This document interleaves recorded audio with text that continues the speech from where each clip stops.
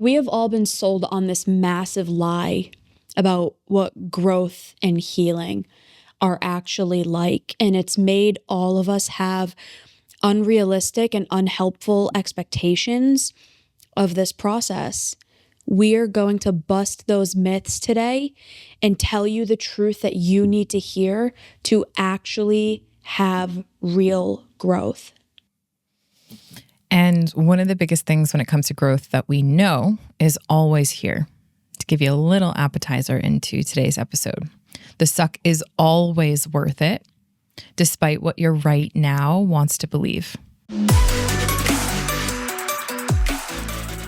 Hey everybody, it's Bianca. Welcome back, Evolvers. It's Emilia, and today we are going to be discussing all things what the heck the growth journey actually feels like. So if you are a new listener, welcome. Happy 2026. And if you are a forever listener, welcome back in the year 2026. We are hopefully off to a phenomenal start. And if you're listening to this, you likely are on the growth journey. And this is what we call quite literally the growth journey. So we're going to flash an episode or a DA, digital asset, up for anyone that's joining and hasn't seen this. Whether you are a client or whether you're someone in the community, you likely have seen the growth journey on quote unquote paper, but we know what it feels like, and we know that it sucks, and we know that there's a lot of different emotions around what it means to transform. And we want to have that visual up for you to be able to have something to link to as we go through this episode. So if you're in the car right now, go ahead and pause the episode, go click in the links in the show notes. You will find that there. So why we're talking about this right now, Bianca, last night I was journaling, and last night when I was recording this, it will have been the Sunday prior to the new year. And one of the things that I always try to do for myself is make sure that that is a strict go inward, do the inner work, make sure that I am processing the year. And in the last episode, it was 466. We had some activities, and I believe I included a PDF in the show notes that is the PDF that I was doing last night for the inner work. And one page on that PDF, well, 3 pages. It goes into what were some of the best moments. That was one of the pages. Then the page after that is what were some of the worst moments. The page after that is what were the most surprising moments. And as I was just like kind of reeling back in my head, I didn't have my phone near me. I just was in the dark, quite literally, with my journal. And I was thinking back on our year, and I was just like, holy crap, there is so much that can happen in a year. And when you're so intentional about the growth journey, the journey that you want to be on, when you reflect through prompts like that, it is the best way I can say and describe it. It is so powerful, and it brings up all of these beautiful and challenging emotions if you're willing to let yourself sit in them. And some of the worst moments, most people will avoid those. But I put that in the PDF because of the fact that when we can reflect on our year, or when we can actually be in the present moment, in some of those worst moments, we really don't realize how capable we are of turning those quote unquote worst moments into some of the best moments because of how we responded. So there was this one experience that I had that it was in Q3 this year. That was probably one of the worst moments of my life. I think I had shared with you very lightly, but it was when we were road tripping down to South Carolina, and we had essentially encountered a Virginia truck gang that, for lack of better words, almost jumped us. And it was a really, really scary moment. I'm not going to go into detail, but it was how we responded to that later on that evening, Alan and I, which actually crystallized one of the best moments that I had of the year. And I use that as an example because I have a ton of those. Some of my most worst moments through the years where I felt a sense of panic, where I had pain, where I literally felt like I didn't know what to do with myself, or I didn't know how to handle a situation, or just my emotions really took the castle. It was how I responded to that afterwards that created some of the best moments of my life, and that I will look back and be really, really proud of. So the growth journey, from my perspective, is a culmination of that.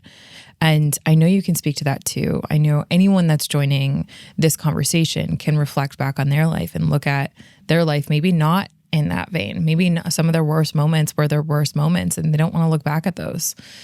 But one thing that I do know about anyone that's joining a growth journey or who's on the growth journey is those who are willing to really be in it and not try to escape it are those that do end up having the best years in comparison to their peers. So today's conversation, I want to, and my intention kind of per all of this reflection that happened last night and where I am today is to do one thing better this year. As, you know, the leader of Evolve, I want to make sure that we talk about what the growth journey actually feels like. What does it look like? Make sure that we're not shirking around some of the hard, challenging moments. And if I could go back in 2024 and have this episode be produced, what are some of those things that I would say? Why? Because so many people get on this growth journey and they're sold lies. They are, to what you had said at the beginning of this episode, Bianca, there are myths that crop up and we want to so desperately believe those myths. And then we get handed our ass again and again and again on top of what the growth journey already does to us.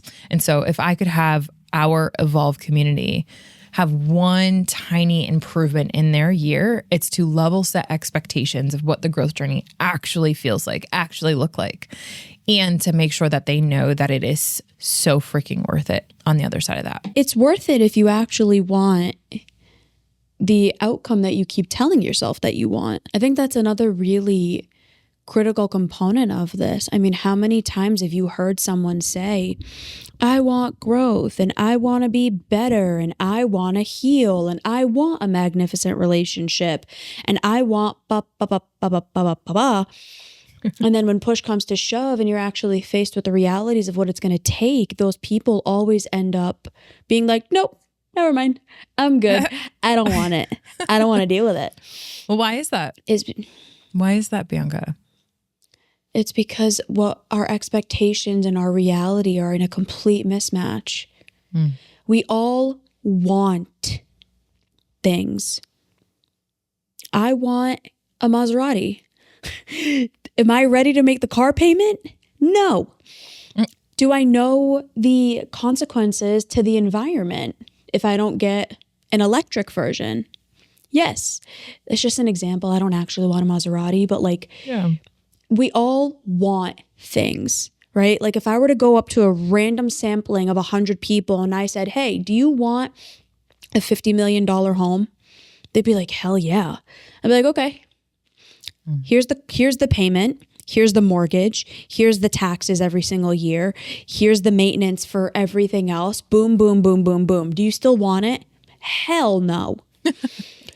We like the idea of things more than we like the reality of it. Mm-hmm. Yeah. The idea of being a CEO is amazing. The reality of it sucks. The idea of having a growth-minded, empowered relationship with someone who is driven and motivated and ambitious is wonderful. The reality of it is brutal if you can't handle it. The idea of growth and healing and success is amazing. And the reality of it is a lot harder than anybody wants to believe it is. And the other aspect of this is it's not a one and done. You're not just gonna go through growth once and then the entirety of your life is gonna be amazing. And that's what throws people off. Yeah. I can't tell you the amount of clients I've had that have said, I've been in therapy for 3 months already. I should be over this by now. I've been in therapy for 6 months, a year, 3 years, 10 years, 20 years. I should be over this by now. I should be different by now. I'm 50 years old. I'm 70 years old. I should be. Why should you be? It's unrealistic. especially given the way that most people are navigating growth and healing. It's going to take more than you think. And that is why most people fail. Number one, you're being sold on a lie so that you can buy something from people because they're not going to tell you the truth. When you go to the car dealership and you buy that $50,000 car, they don't sit you down and say, hey, by the way, this isn't written in the fine print, but like, here's what the taxes are going to look like. And here's what the payments are going to look like. And this model, we're not supposed to tell you this, but it actually has a lot of engine issues. And there's all of these other like factory issues that keep happening and people keep having to come back to get it fixed. They're not going to tell you that because they want the sale. Yeah. And we want to believe that people are good and honest and they would never sell you something that they knew was faulty. That's not true. No. That's not true. It's not the reality. The majority of the famous podcasters out there, they're not selling reality. They're not telling you the truth. Most of their followers are bought. Most of their listens are bought. Most of their followers and the likes and comments and all of this stuff are bought, and they're less successful behind the scenes than they make it appear. Yeah. And they're never going to tell you that because you stop watching and they stop getting paid. The reality is always different than the fantasy. And that's the challenge that we face here. We're honest to a fault. We're not going to sell you the fantasy because the fantasy is an illusion. Yeah. The fantasy isn't real. People end up coming to work with us when they've gone through the fantasy so many times and they're finally like, okay. Like these chicks actually care about the reality and they're not wanting to run from it. Like they are so strong that instead they embrace it and make that difficult reality their partner. Pardon my language, but there's this phrase called fuck around and find out. We get a lot of clients who fucked around and found out, and then they end up coming back and they're like, okay, so I did it. It happened. It didn't work. I'm ready to do the real work. Yeah. But that's where all the growth is. That's where you actually having the life you keep telling yourself and everyone else that you want is on the other side of. When you give yourself permission to let it be hard, to not run away from the emotions, to examine the challenging life, the challenges and the circumstances that you have been through. That is where your fulfillment, your love, your healing, the wonderful life you want is. We watched Wicked 2 for Movie Club, and we're actually going to be doing an episode, I think it's the next episode, a psychological analysis of Wicked. So we're going to be diving into that episode and some of the key findings that you guys can walk away with. But there was this song in, I think it's the first one, Dancing Through Life. It's the funniest song ever. It is the funniest song ever. So depressing. Because he goes from being a degenerate, saying, oh, life is just dance through life and don't care. And the unexamined life is the better life. And then when you get to Wicked 2, he's like he had a rapid transformation and he's like, oh yeah, no, we can't keep living in this lie anymore. Yeah. Okay, that's not real anymore. Yeah, I'm actually miserable and depressed and I have been for forever. And I keep running to luxuries because I don't want to deal with the realities of life. That's where the majority of people are. And it's why you keep ending up in the circumstances over and over and over again. We are firm believers here at Evolve, and then I will get off my tirade. The unexamined life is not worth living. I am a firm believer of that. You cannot have a good life if you're not willing to look at it straight in the face and actually acknowledge what's going on. I'm with it. I have a couple of the lyrics through that I want to pull into this because I think it's hilarious. Dancing through life here at the All-Stars. Exactly. If only because dust is what we come to. Nothing matters, but knowing nothing matters. It's just life. It's just life. So keep dancing through.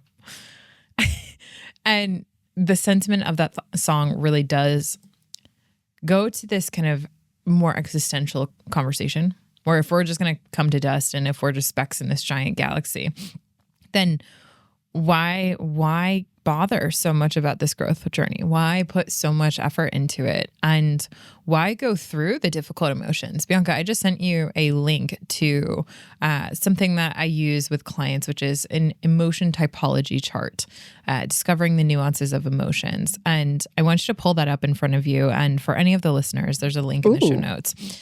Essentially what this does for anyone that's not able to access that right now is it puts on the left-hand side, essentially, quote unquote, negative emotions. I don't necessarily agree with the whole negative positive thing, but that is what a lot of us know emotions to be. I prefer to kind of put it in this deconstructive if it stays the same, and constructive if it stays the same. So why I mention that and why I bring this through is because the growth journey, what most people don't realize getting into it is that the growth journey actually feels like all of these quote unquote negative or deconstructive emotions that for most of our lives, we spend our time, energy, and effort avoiding. So some of those emotions, for example, I know for me, one of the biggest ones that the growth journey actually has felt like that I didn't necessarily come to this conclusion, but I didn't have anyone level set my expectations either on this. There was a lot of frustration. And now I know that frustration is actually critical as you're entering into flow and on the verge of a breakthrough. But frustration was definitely one. Dissatisfaction was another. Annoyance, contempt, disgust, sadness, reluctance, disappointment, guilt, shame, fear, anxiety, distress, worry, doubt, confusion, desperation at points, rejection, anger, like so many of these quote unquote deconstructive emotions is what the growth journey actually does feel like. And trust me, there are moments where you also feel amusement. You will feel serenity. You will feel relief, euphoria, affection, tenderness, gratitude, admiration. You'll feel moved. You'll feel a sense of pride. You'll be fascinated and inspired and in awe of what you're able to accomplish. You might have excitement paired with your anxiety. You might have hope paired with shame. It's a weird journey, and all of the emotions on the full spectrum of what it means to be a human being is what the growth journey actually feels like. The question then becomes for most people is, are you capable of processing the full range of emotions? And why is it worth it to go through some of the most challenging parts of your life with a growth mindset that on the other side of that, it's going to be better? Why put in the effort? Why go through the difficult times? Why embrace the pain, the suck, the frustration? That's a question that we always get all the time, of what the growth journey actually feels like. And a lot of people have a really negative relationship with those emotions and processing those. And yet those who do end up on the other side, not just dancing through life, but literally building the life of their dreams. You're going to feel it at some point or another, no matter what. It's either going to be by choice or by circumstance. I was on a walk with Aries this morning, and I've been going through it for the last few weeks, and you and I have talked off air about it, and it's been a lot. It's been hard. And I was on my walk with him this morning, and I usually listen to a book, and my true self popped up and was like, just put some calming music on and just check in. And I was like, okay. So I did. Good. And I noticed this thought pop up that was like, I don't want to deal with this. I don't want to feel this. I don't want to feel how sad I actually am.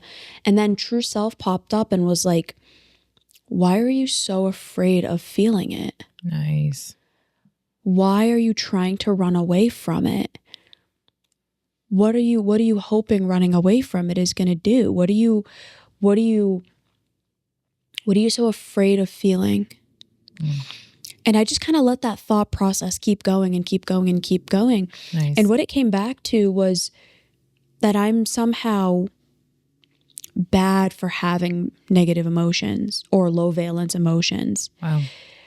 And this is a thought that so many people have, that you're supposed to be happy all the time, that negativity and low valence emotions are a hindrance to life and there's something wrong with you for feeling them. Mm-hmm.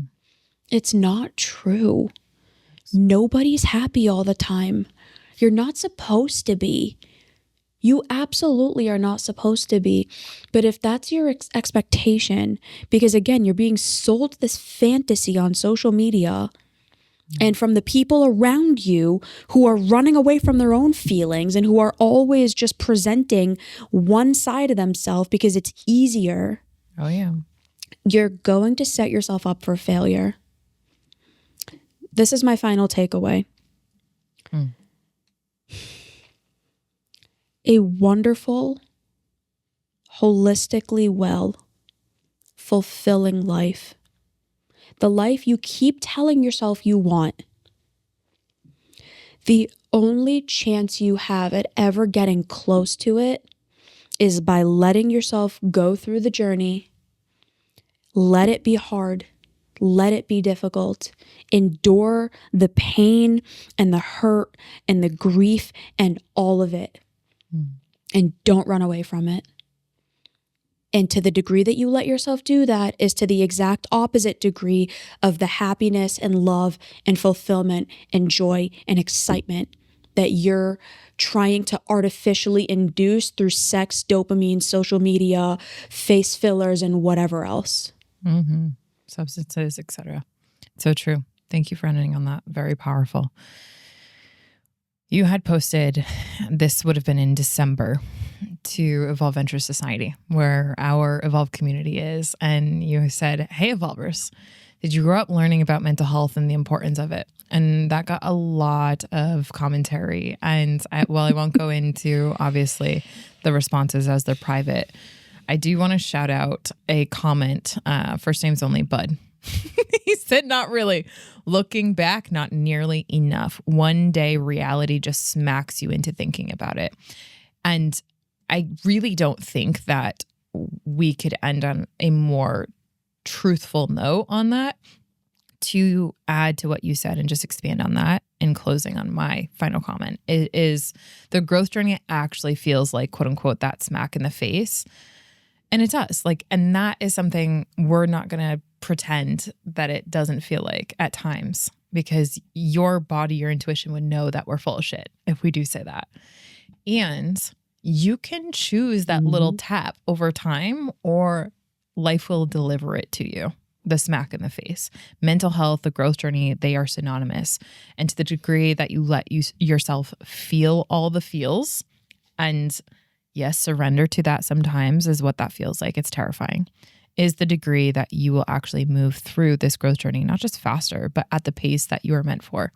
And I know that when we go at our own pace and we sync up to that, as opposed to someone else's pace in this world of social comparison, that is where all of those beautiful emotions really start to emerge. So if this is a growth journey that you want to venture upon, or maybe you're on this already, we have a You Do You program, which essentially is non-intrusive, non-invasive, if you will. You don't have to show up for coaching calls or therapy calls. You get the option to once a month.